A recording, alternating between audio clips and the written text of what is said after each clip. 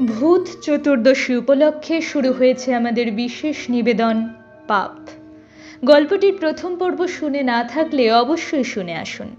আজ শুরু হতে চলেছে তার দ্বিতীয় পর্ব। শুনতে থাকুন আপনারা।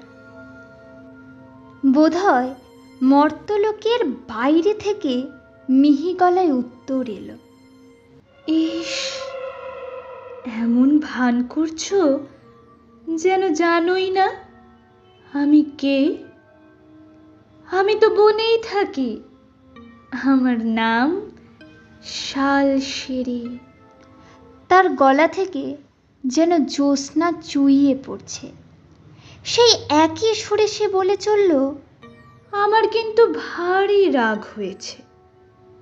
এত দিন ধরে তোমরা আমাকে উত্ত্যক্ত করছো, আমি কিচ্ছু বলিনি, কারণ রাতটা আমি শান্তিতে থাকতাম। আর আজ জানো না, এখন আমার বিশ্রামের সময়। এখন আমি স্বেচ্ছাচারিণী। মেয়েটিকে হঠাৎ ঢেকে ফেলে একটা বড় কালো ছায়া। জ্যোৎস্নার মায়াবী আলো অন্তর্হিত হয়েছে মেয়েটির সঙ্গে সঙ্গে। লেবারেরা সম্বিত ফিরে পেয়ে মোহাচ্ছন্নতা কাটিয়ে পিছনে ফিরে সেই ছায়ার উৎস সন্ধানে রত হতে চাইল, তবে সন্ধান করতে হলো না। পিছন ফিরেই যে অপার্থিব দৃশ্য তাদের চোখে পড়ল, তাতে হৃদস্পন্দন থেমে যাওয়া স্বাভাবিক।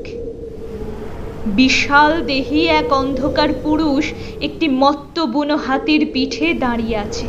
তার মাথা শালবন ছাপিয়ে গেছে, হাতের ধারালো নখগুলি খামচে ধরে আছে একটি সদ্য উপড়ানো প্রকাণ্ড শাল গাছকে। হাতির গর্জন আর ঝড়ের শব্দে ঘুম ভেঙে গেল কাছারি ঘরে শুয়ে থাকা ইঞ্জিনিয়ার সাহেবের। এত কাছে এমন বুনো হাতির আনাগোনা আছে, এ তো ভালো কথা নয়। সরকারি দপ্তরে জানাতে হবে, নইলে পর্যটকরা আসবেন কোন সাহসে। পরদিন সকালে এক বিহারি লেবার বুধন এসে তাকে যে গল্প শোনালো, তা শুনে মুখ আরও ফ্যাকাশে হয়ে গেল সাহেবের।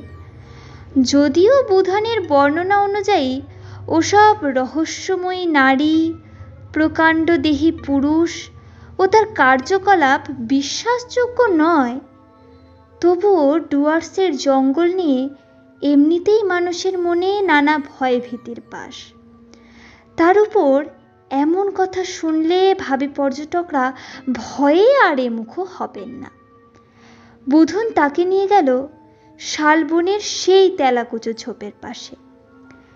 একটা শাল গাছের ছুচলো মাথায় গেঁথে আছে কাল রাতের আসরের এক লেবারের ক্ষত বিক্ষত মৃতদেহ। চোখ দুটো খোলা, আতঙ্কে স্ফীত হয়ে আছে। বাকিরা নাকি কোনো মতে পালিয়েছিল, তাদের আর দেখা পাওয়া যায়নি। যাই হোক, খবরের পাতায় এ খবরের ঠাঁই হলো না। লেবারের পরিবারকে ও বনবস্তির মানুষদের বোঝানো হলো যে ঝড়ে বাজ পড়ে এক লেবারের স্বাভাবিক মৃত্যু হয়েছে। গল্পটির পরবর্তী পর্ব আসতে চলেছে আগামীকাল। গল্পটি শুনতে চাইলে আমাদের চ্যানেলটিকে সাবস্ক্রাইব করুন এবং আমাদের পাশে থাকুন। ধন্যবাদ।